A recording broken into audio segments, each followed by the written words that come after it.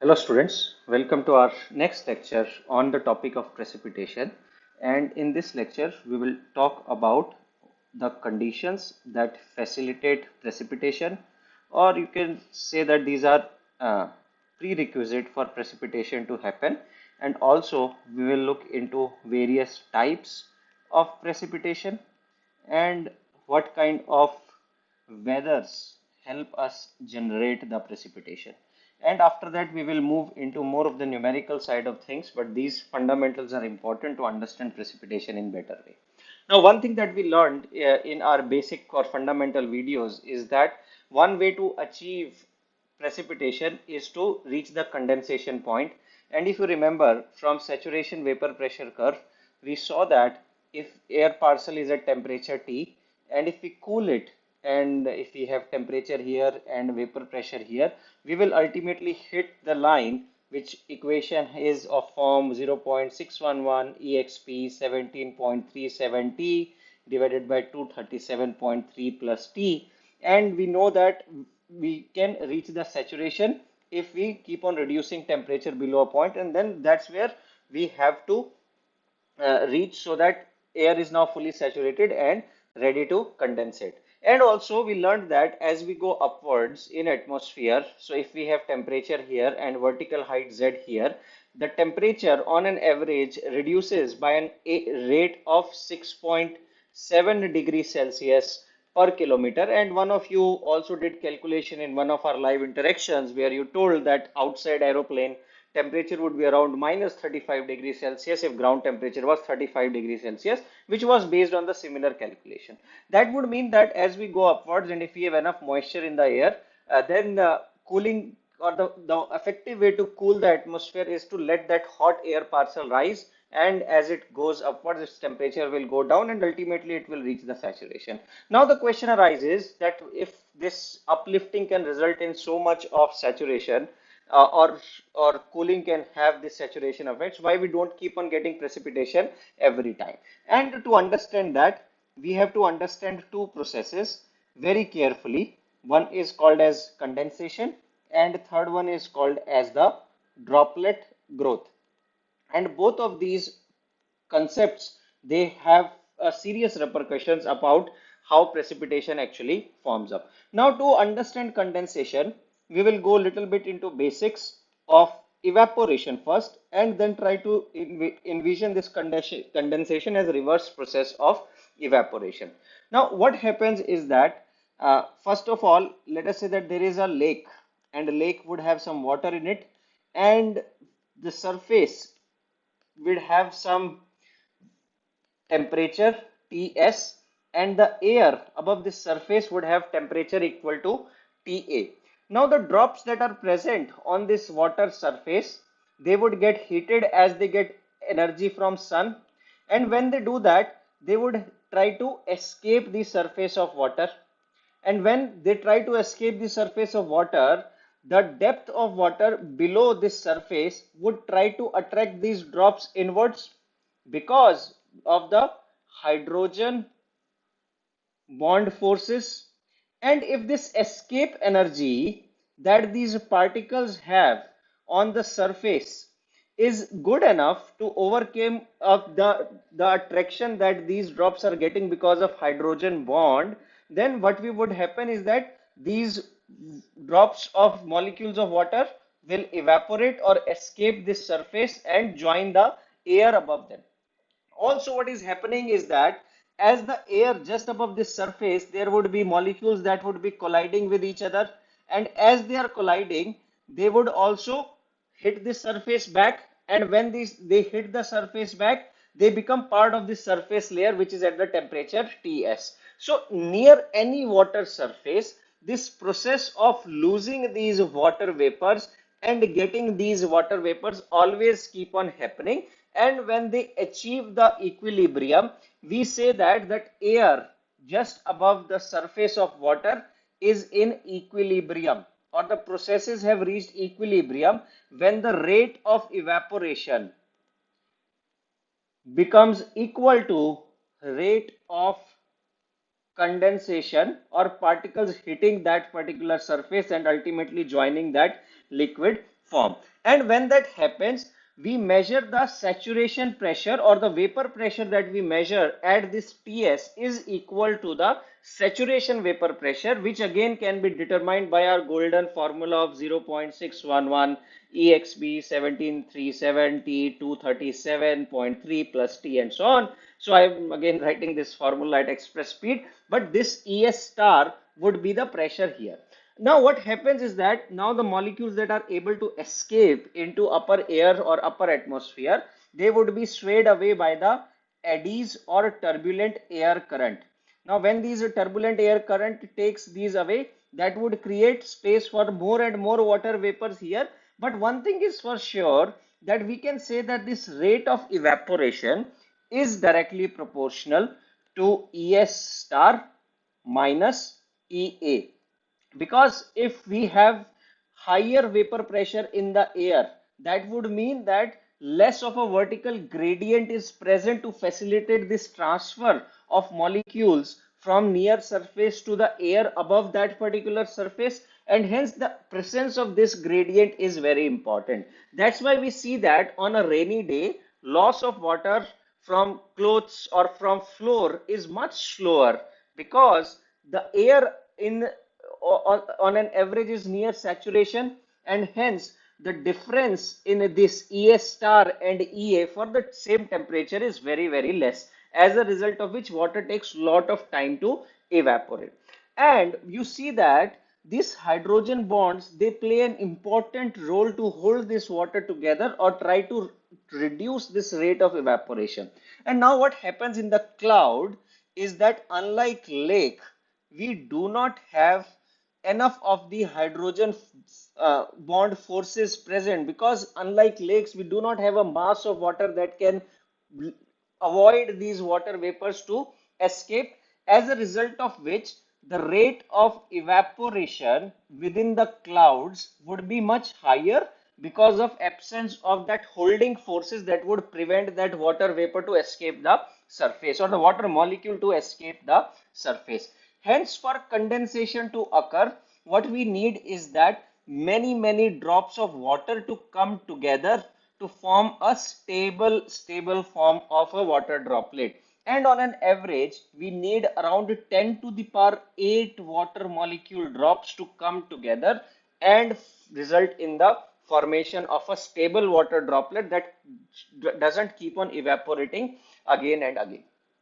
Now, 10 to the power 8 molecules coming together is not going to be a random phenomena, and it has to be facilitated by the presence of cloud condensation nuclei.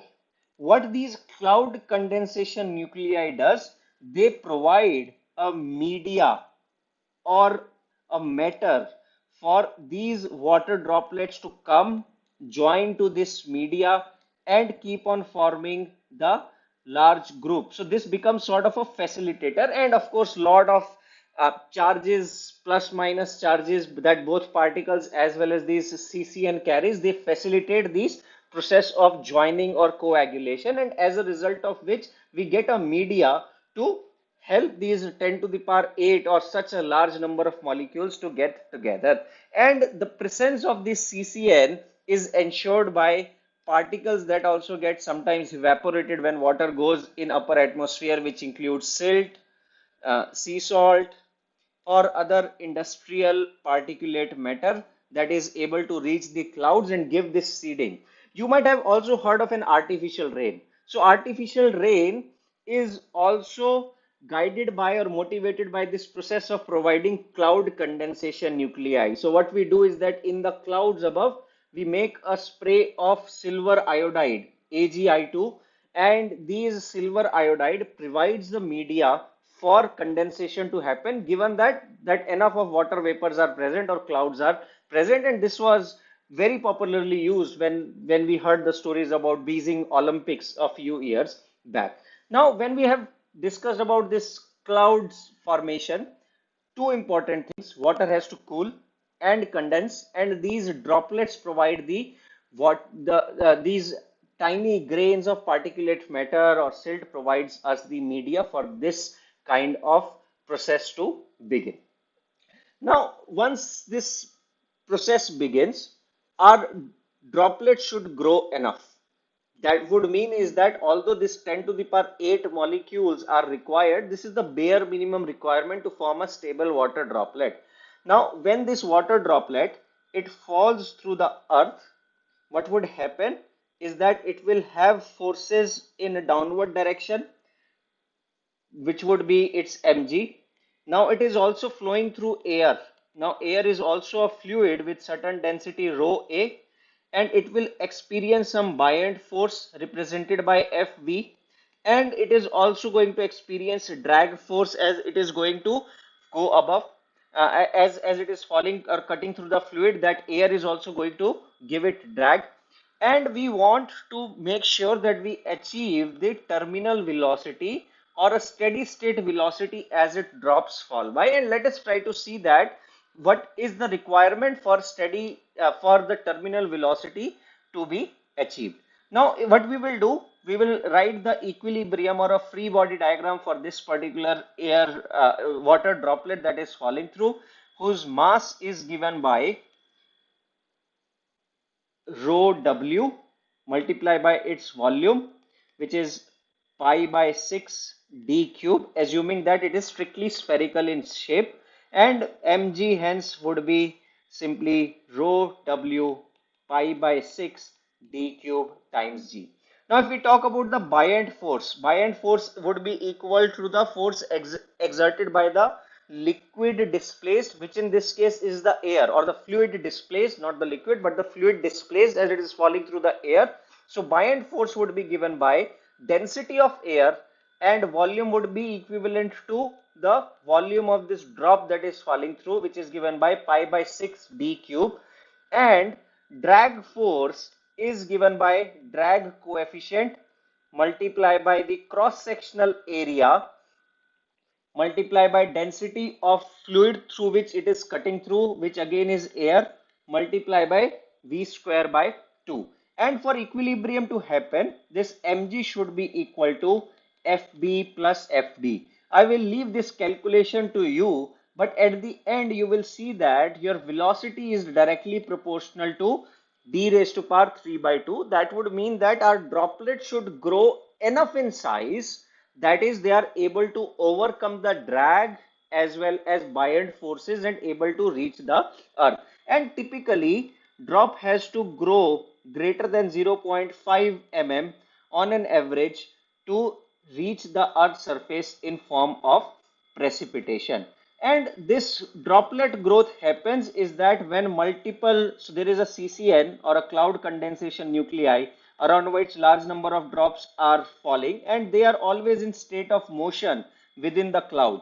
And when they are within the motion in the cloud, there may be other CCNs that are present which are facilitating the process of condensation, and when they join together they form a bigger cloud or water droplets inside the cloud. And when they grow enough in size that they are able to achieve the terminal velocity, this droplet from cloud would be able to reach the surface of earth, making this growth of water droplet an important parameter for facilitation of precipitation. Also, in some of the examples, we learned that if we take the vertical integration of the moisture that is present in the atmosphere up to tens of kilometers, we realized that answer was just 77 mm of water was present. And this is just equivalent to small storm. So one of the most important requirement is continuous supply of moisture that should be happening, and enriching this atmospheric column with enough of a moisture to produce the continuous downpour, and hence resulting in heavy to moderate to heavy storms, which is facilitated by the presence of the continuous supply of moist air. And we call that this entire system behaves like an engine where a lot of processes are happening together in a coupled form, and when all these four conditions are met, we are going to get a precipitation. Now with this, let us try to understand what are the forms of precipitation in which we receive water from the atmosphere, And the reason we are emphasizing a lot on precipitation because it is the origin of the hydrological cycle. It's like a chicken and egg problem, that whether evaporation happened first or precipitation happened first. But what we can say is that this is an indispensable part of any hydrological cycle. So we should understand what are the various forms in which we are going to receive the precipitation. So the first form is that we get this precipitation in form of light rain. And when we say this light rain, we mean that the rate of intensity that we are getting is less than 2.5 millimeter per hour. And this is the unit that we will use time and again to describe the rate of occurrence of precipitation. And then we also get moderate rain, which is on average rate of 2.5 mm per hour to 7.5 mm per hour. And then greater than 7.5 mm per hour constitutes the heavy rain. So the one common way to get this precipitation is definitely in form of rain. And we say that an event where we are receiving moisture from atmosphere qualifies to be called as rain when the drop sizes are greater than 0.5 mm and on an average less than 6 mm. So this is the first and the most important form in which we receive maximum amount of precipitation on our earth. Second form is of course snow. Snow is highly relevant for regions in upper Himalayas and extratropical areas including Canada and United States, and of course the polar regions where most of the precipitation is received in form of snow, and the density of fresh snow is in rate of 1.1 gram per centimeter cubed. Then sometimes we also get drizzle, and scientifically, by definition, drizzle is a precipitation event of intensity less than 1 mm per hour and drop size less than 0.5 mm. And you see the difference between rain and drizzle. Wherever drizzle grows beyond the size of 0.5 mm in the diameter of the drop size, which is assumed to be spherical, we say that now drizzle has changed into rain.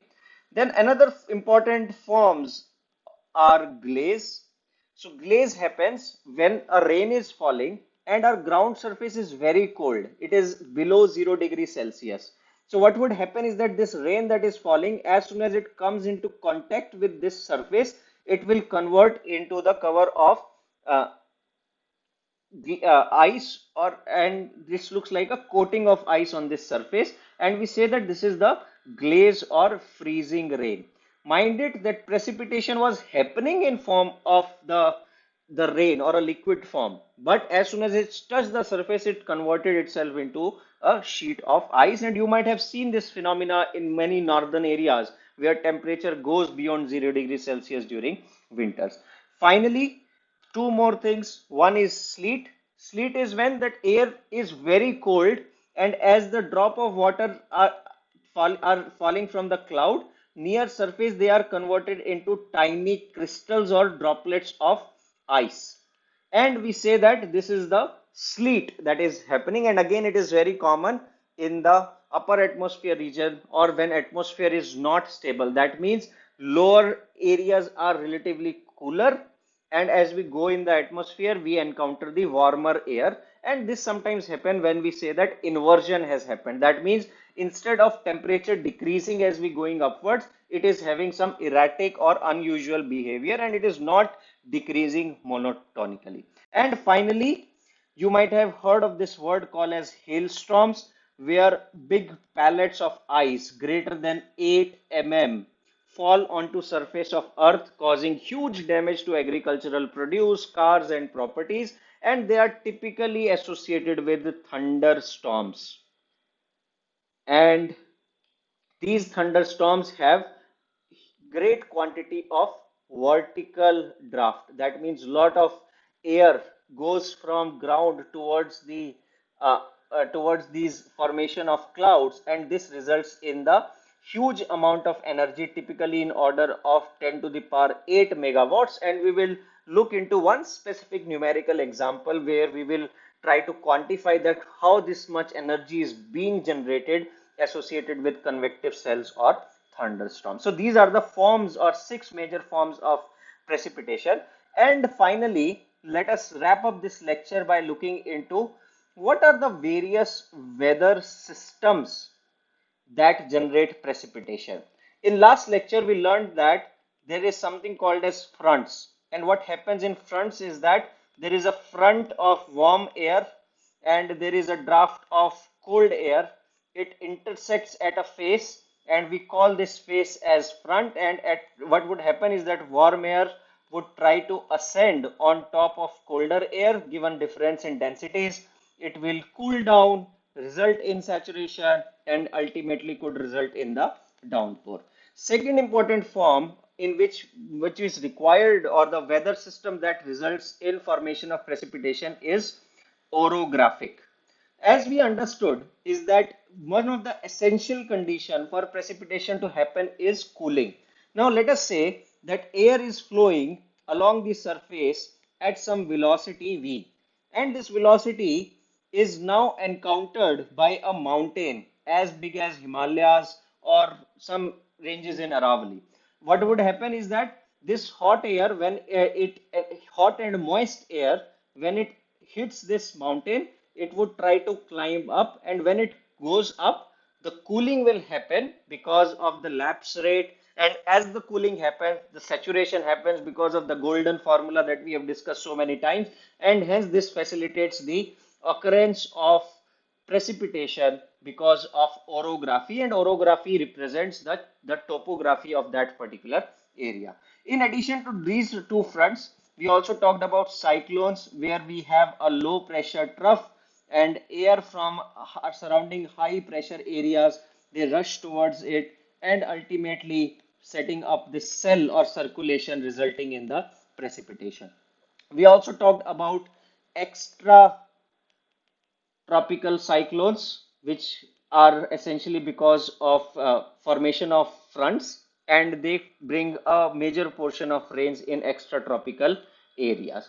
Just as we discussed cyclones, there is something called as anticyclones, which are reverse of cyclones. What happens in cyclone is that we have low pressure area and airs and the high pressure winds, and the winds rush from the nearby high pressure areas. But what happens in anticyclones is exactly inverse. We get a high pressure area, and from high pressure area, the wind dissipates, carrying the moisture with it, which also results in the formation of precipitation events. And the difference in cyclones and anticyclones is that, of course, in the flip flop of high and low pressure region that happens, and also their directions are opposite. For example, in northern hemisphere, cyclones rotate anti-clockwise, whereas anticyclones rotate in clockwise directions. And so these are some of the brief descriptions of weather systems that we need for precipitation. And in next lecture, we will move towards that how we measure precipitation using various kind of gauges. Thank you.